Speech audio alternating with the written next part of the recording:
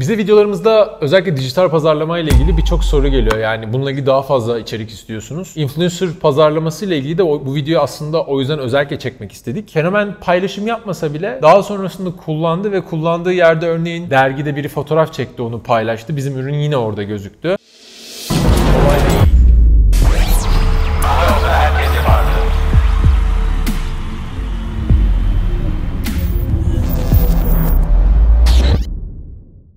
Herkese merhaba, Kolay Değil'e hoş geldiniz. Bölümde daha karşınızdayım, ben Mustafa.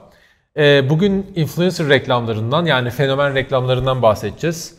Biliyorsunuz biz sitemize, ister kendi sitemiz olsun, isterse pazar yerlerinde, örneğin Trendyol'da bir mağazamız var. Bu mağazamıza trafik çekmemiz, yani ziyaretçi çekmemiz gerekiyor.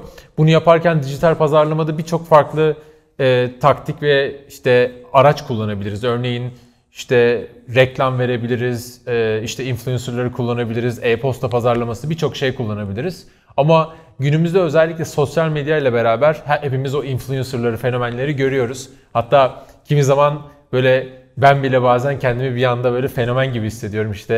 Bana gözlüğümü soruyorlar, üzerimdekini soruyorlar vesaire. Orada ben çok açıkçası bir şey paylaşmayı tercih etmiyorum ama bunun çok ciddi anlamda avantajları ve etkisini olduğunu emin olun arkadaşlar. Bununla ilgili yapabileceğiniz birçok şey var. Influencerlara doğrudan ulaşabilirsiniz ki belirli ölçekteki, yani belirli takipçiye sahip, belirli etkileşime sahip influencerlar arkadaşlar çoğu zaman size dönmeyecektir. Çok ciddi bütçeler harcamanız gerekiyor orada ulaşmak için ve bizim bugüne kadarki gördüğümüz hem kendi deneyimlerimizde hem de etrafımızdaki birçok insanla olan konuşmalarımızda influencer reklamlarının doğru şekilde yönetilmezse aslında çok pahalıya mal olabileceği tecrübesini çok duyduk arkadaşlar. Bize videolarımızda özellikle dijital pazarlama ile ilgili birçok soru geliyor. Yani bununla ilgili daha fazla içerik istiyorsunuz. Influencer pazarlaması ile ilgili de bu videoyu aslında o yüzden özellikle çekmek istedik. Şimdi influencer marketing ile ilgili, pazarlaması ile ilgili mesela Trendyol'un sunduğu çok güzel bir yeni reklam modelleri var. Bununla ilgili bizim de haberimiz oldu ve sizle paylaşmak istedik. Bu 22 Ekim'e kadar arkadaşlar, yani video yayınladıktan sonra büyük ihtimal 2 günlük bir süreniz olacak. Başvurabildiğiniz bir yer. Şimdi neden bir influencer marketing yapmalısınız burada? Bir kere mağazanızı ön plana çıkarmak, mağazanız ve ürünleri daha fazla kitleye ulaştırmak için ve biliyorsunuz yani Trendyol'da çok büyük bir potansiyel var ama aynı zamanda çok fazla mağaza var, rekabet çok fazla. O yüzden buraya bir bütçe ayırmak isteyenlerin kullanmasını şiddetle tavsiye ederim. Şöyle bir şey var. Kendinizin ulaşmaya çalıştığınızda fenomenler aslında çok daha pahalıya gelebilir sizin için ve ulaşması çok daha zor olabilir. Burada Trendyol'un benim bildiğim kadarıyla 17.000'e yakın bir beraber çalıştığı influencer var. Size aslında onlara olan erişimi de sizin için daha kolaylaştırıyor olacak ve maliyet açısından da büyük ihtimal çok daha sizin için faydalı olacağını düşünüyorum. Burada 2 tane model var Trendyol'da. Siz zaten Trendyol ekipleriyle bunu yazışıp vesaire kendiniz de detaylı sorarsınız. Özellikle 20.000 TL üstü ve bütçeyi ayırmak isteyenler için, Kasım ayı için geçerli bu. Ve 20.000 altı bütçe ayırmak isteyenler için 2 farklı model var. Özellikle 20.000 üstüne çıkabilirseniz influencerlara gerçekten yaptığınız bu paylaşımın etkisini çok daha iyi görebileceğiniz çeşitli avantajlar sağlıyor size Trendyol. Tekrar söyleyeyim, 22 Ekim'e kadar başvurular arkadaşlar. Başvurularla ilgili açıklamaya da bir link bırakırız muhakkak. Halihazırda bir fenomen ağının oluyor olması ve size aslında erişim sağlıyor olması açısından büyük bir nimet, yani KOBİ'ler içerisinde. Şöyle düşünebilirsiniz, ya abi 15-20 bin lira bütçe çok pahalı değil mi vesaire veya nasıl olacak gibi.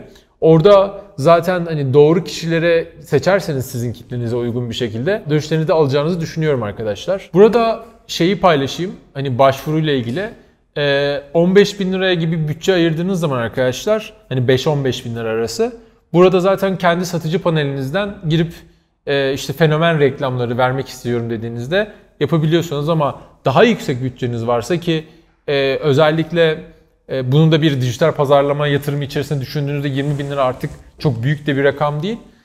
Sizin açıklamalardaki linki tıklayarak oradan başvurmanız gerekiyor. Ben şu bütçede yapacağım diye. Özellikle 20 bin lira ve üstündeki bütçelerde birkaç avantajı var.